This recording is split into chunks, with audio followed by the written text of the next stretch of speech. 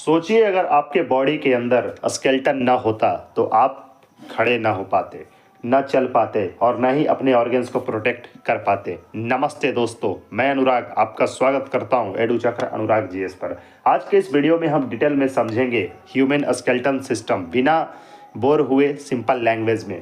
आपको पूरी वीडियो बेहतर समझ में आएगी। उम्मीद है कि आपको ये वीडियो देखने के बाद किसी भी तरह का समस्या नहीं रहेगा, स्पेशली इस टॉपिक से। टॉपिक को अच्छे से समझने के लिए दोस्तों वीडियो के अंत तक बने रहें और चैनल को फॉलो सब्सक्राइब जरूर कर ले एडू चक्र अनुराग जीएस को। दोस्तों इसमें सबसे पहले जो पॉइंट आती है, what is skeleton system. Skeleton system human body का फ्रेमवर्क होता है जो बोन्स, कार्टिलेज, जॉइंट्स और लिगामेंट से मिलकर बना होता है।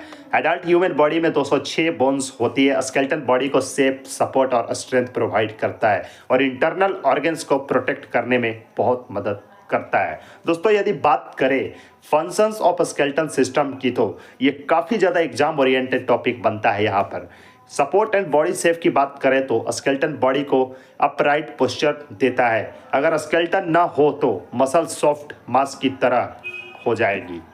दोस्तों यदि बात करें प्रोटेक्शन ऑफ वाइटल ऑर्गन्स की तो skull, rib cage, vertebral column, pelvis. Skull जो होता है वो हमारी ब्रेन को प्रोटेक्ट करता है। रिब केज जो होता है protects heart and lungs. Vertebral column जो होता है दोस्तों protects spinal cord. And last जो है पेल्विस प्रोटेक्ट्स रिप्रोडक्टिव सिस्टम। ये पॉइंट्स दोस्तों आपको जरूर से जरूर याद कर लेने चाहिए, क्योंकि ये जो है एग्जाम में एमसीक्यू के रूप में आपको देखने को हमेशा मिल सकता है, स्पेशली साइंस के टॉपिक जो बायो का है। ये दोस्तों जो आप अपने हाथों को मूवमेंट करते हो, यहाँ से वहाँ आप चल करके जाते हो, ये सब एक स्केलेटन पे भी डिपेंड करता है। जैसे कि मूवमेंट एंड इसकी लोकोमोशन की बात करें तो बोन्स मसल्स के साथ मिलकर काम करती है। वो कैसे करती है आइए समझते हैं। Bones act as levers, muscles provide force and इस कॉन्सेप्ट को कहते हैं मस्क्यूलो स्केलेटल सिस्टम्स। दोस्तों यहाँ पे कहने का मतलब ये है कि बोन्स जो है यहाँ पर लेवर्स की जैसा एक्ट करता है और मसल्स प्रोवाइड फोर्स, तो दोनों मिल करके मूवमेंट करने में मदद करते हैं। इस कॉन्सेप्ट को कहते हैं मस्क्यूलो स्केलेटल सिस्टम। इसके बाद दोस्तों एक इम्पॉर्टेंट टॉपिक बन करके आता है ब्लड सेल फॉर्मेशन, जो कि लॉन्ग बोन्स के अंदर रेड बोन मैरो होता है, जहाँ आरबीसी, डब्ल्यूबीसी, प्लेटलेट्स बनते हैं। आरबीसी का दोस्तों पूरा नाम हुआ रेड ब्लड सेल और वाइट ब्लड सेल हुआ डब्ल्यूबीसी का। प्लेटलेट्स और ये सब तीनों यहीं पे बनते हैं लॉन्ग बोन्स के अंदर, जिसे रेड बोन मैरो भी कहते हैं। इसके बाद दोस्तों एक टॉपिक यहाँ पर और बनता है जो कि storage of minerals. Bones minerals का रिजर्वर होती है, जैसे कि कैल्शियम, फास्फोरस। कैल्शियम डिफिशियंसी की बात करें तो ऑस्टियोपोरोसिस होते हैं। दोस्तों एग्जाम के नज़रिए से यहाँ पर एक इम्पॉर्टेंट टॉपिक बन करके आता है डिवीजन ऑफ ह्यूमन स्केलेटन, जो कि ह्यूमन स्केलेटन को दो मेजर पार्ट्स में डिवाइड करते हैं। जैसे कि पहला जो आता है एक्सियल स्केलेटन, और इसी के साथ हम बात करते हैं एक्सियल स्केलेटन में 80 बोन्स होते हैं, 80 बोन्स टोटल होते हैं।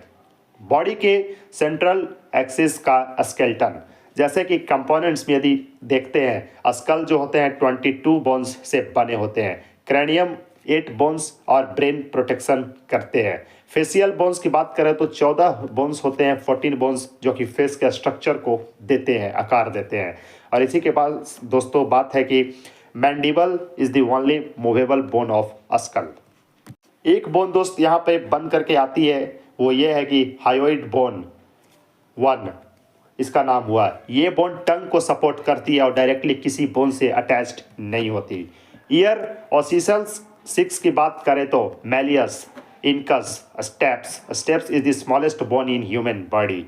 ह्यूमन बॉडी का सबसे छोटा हड्डी जो होता है वो ये है स्टेप्स, जिसे स्मॉलेस्ट बोन कहते हैं ह्यूमन बॉडी का।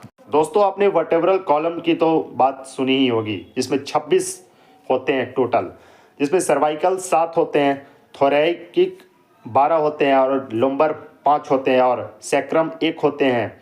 और इसी के साथ एक हड्डी आता है जिसका नाम है कॉकिक्स 1 होता है। बैकबोन बॉडी को फ्लेक्सिबिलिटी देते हैं यह सभी मिल करके, जो कि इसमें स्पाइनल कॉर्ड को प्रोटेक्ट करते हैं ये।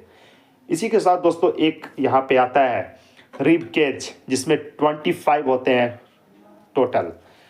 इसमें 12 पेयर्स ऑफ रिब्स होते हैं और एक होते हैं जिसका नाम होता है स्टेरनम। रिब केज ब्रीदिंग में इंपॉर्टेंट रोल प्ले करता है। इसी के साथ दोस्तों पार्ट 2 जो आता है वो है अपेंडिक्यूलर स्केलेटन। इसमें टोटल 126 बोन्स होते हैं।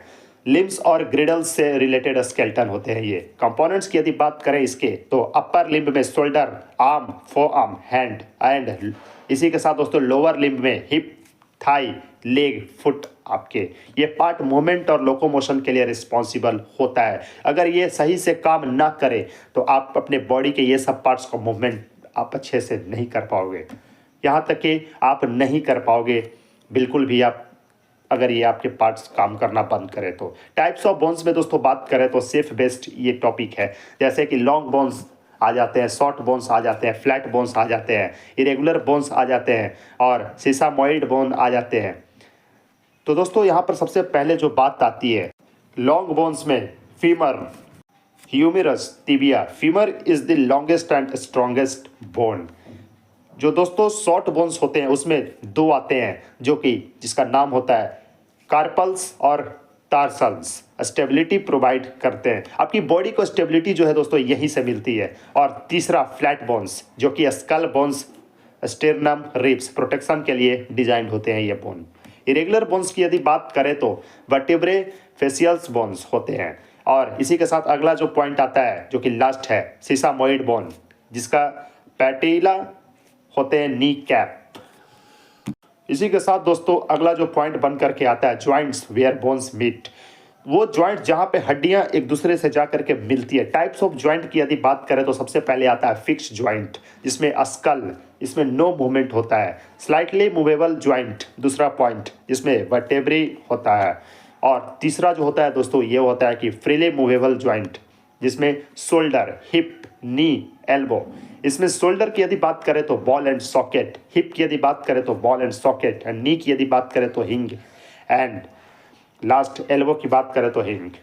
मैक्सिमम मूवमेंट यही होता है। आप अपने बॉडी में सबसे ज़्यादा मूवमेंट यदि आप करते हो तो यहीं पे करते हो। अपने हाथों को हिलाते हो, अपने शोल्डर को हिलाते हो, अपने हिप को हिलाते हो। मैक्सिमम मूवमेंट यहीं पर होता है। स्ट्रक्चर ऑफ बोन की यदि दोस्तों बात करें तो ये काफ़ी ज़्यादा इंपॉर्टेंट पॉइंट यहाँ पर बनता है और ये हम सभी को समझने काफ़ी ज़रूरी है। जैसे कि कॉम्पैक्ट बोन की यदि बात करें तो hard outer layer and second is spongy bone की बात करें तो inner porous part and last is bone marrow blood cell formation. Common skeletal disorders की बात करें तो इसमें आ जाते हैं दोस्तों ऑस्टियोपोरोसिस, बोन डेंसिटी लॉस, दूसरा arthritis, joint inflammation, rickets, vitamin D deficiency, fracture, bone break. इसके एक एक पार्ट को समझते हैं दोस्तों, वीडियो में बने रहें। सबसे पहला जो पॉइंट दोस्तों ये बन करके आता है कि व्हाट इज ऑस्टियोपोरोसिस। ऑस्टियोपोरोसिस एक कंडीशन है जिसमें बोन डेंसिटी कम हो जाती है, यही बोन्स वीक और पोरस हो जाती है। क्यों होता है ये? कैल्शियम डिफिशियंसी की वजह से, विटामिन डी डिफिशियंसी हो सकती है एंड एक होता है यहाँ पे hormonal changes specially in females. ऐसी बीमारियां जो होती है स्पेशली महिलाओं में ये चीज़ देखा जाता है। इसके सिम्टम्स होते हैं जैसे कि बोन्स जो है इजीली फ्रैक्चर हो जाना, हल्के से भी चोट लगने के बाद जो बोन आसानी से फ्रैक्चर हो जाते हैं वो ऐसा हो सकता है कि ये वाले प्रॉब्लम वो व्यक्ति में हो। बैक पेन, हाइट कम होना, स्पाइन कंप्रेशन। एग्जाम पॉइंट यहाँ पे ये बन करके आता है कि ऑस्टियोपोरोसिस में बोन मास डिक्रीज होता है, स्ट्रक्चर सेम रहता है।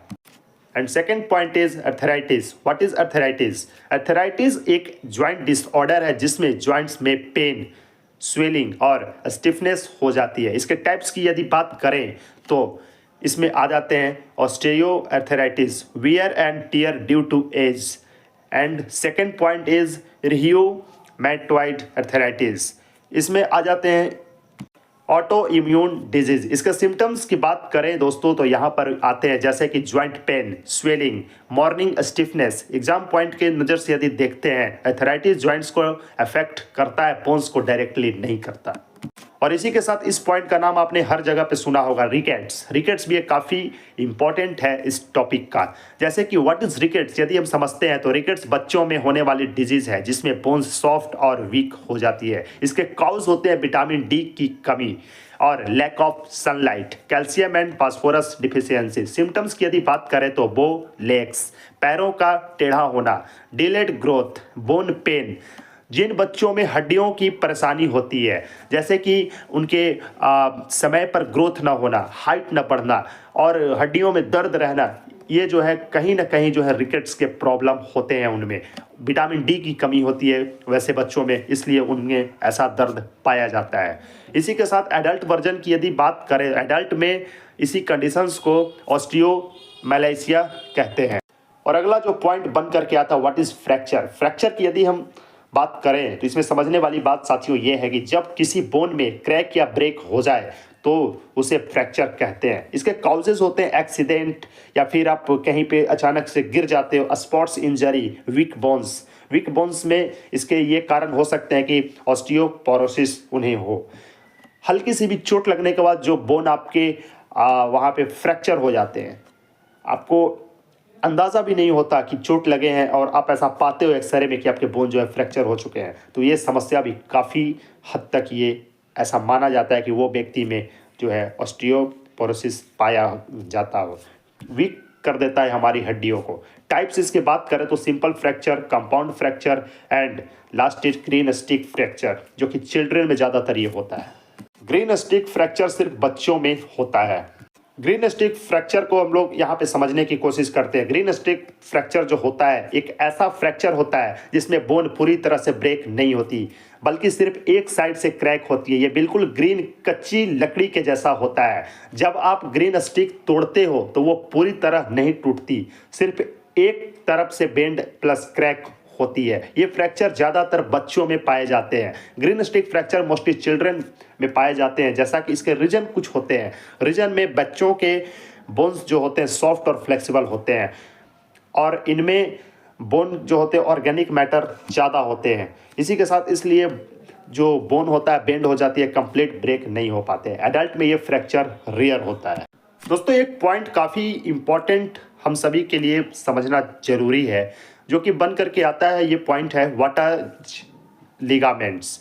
लिगामेंट्स जो होते हैं स्ट्रॉन्ग फाइब्रस कनेक्टिव टिश्यूज होते हैं जो बोन को बोन से जोड़ते हैं। Ligaments bone to bone connection को कहते हैं। इसकी लोकेशन की यदि साथियों बात करें तो लिगामेंट्स ज्वाइंट के पास होते हैं। ये ज्वाइंट्स को स्टेबिलिटी प्रोवाइड करते हैं। फंक्शन ऑफ लिगामेंट्स की बात करें तो ज्वाइंट स्टेबिलिटी।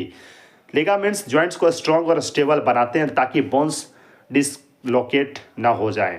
कंट्रोल मूवमेंट्स की यदि बात करें तो लिगामेंट्स एक्सेसिव मूवमेंट को लिमिट करते हैं ताकि ज्वाइंट इंजरी ना हो। मेंटेन अलाइनमेंट, ये बोन्स को प्रॉपर पोजीशंस में रखते हैं। इसके कॉम्पोजिशन की यदि बात करें तो लिगामेंट्स मेनली बने होते हैं कोलेजन फाइबर्स, इलास्टिक फाइबर्स से थोड़ा बहुत। इसी वजह से लिगामेंट्स जो होते हैं स्ट्रॉन्ग बट स्लाइटली फ्लेक्सिबल होते हैं। और इसी के साथ दोस्तों इसके कुछ पॉइंट को समझते हैं। जब ligament over stretch, partially tear या कंप्लीटली टीयर हो जाता है तो उस इंजरी को स्प्रेन कहा जाता है। यानी कि ligament injury is equal to sprain. इसके कॉमन काउजेज ये होते हैं कि sudden twist of joint, sports injuries, football, cricket, kabaddi, ये सब खेल से हमारे लिगामेंट डैमेज होते हैं, या फिर अचानक से जंप करना, या फिर बॉडी जब अपनी कंट्रोल खो देती है उस वक्त पे। इसके सिम्टम्स होते हैं जैसे कि ज्वाइंट में पेन होना, स्वेलिंग होना, रेडनेस होना, ज्वाइंट का अनस्टेबल फील होना, मूवमेंट में डिफ़िकल्टी होना, सब इस तरह के केसेस होते हैं।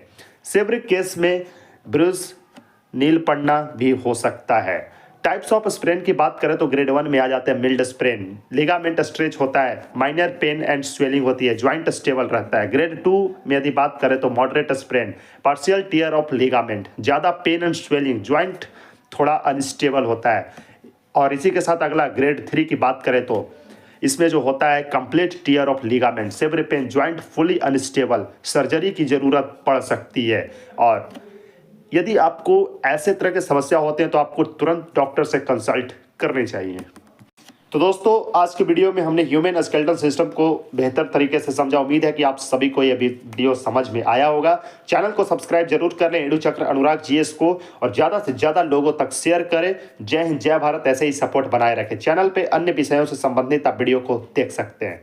Thank you so much, keep watching.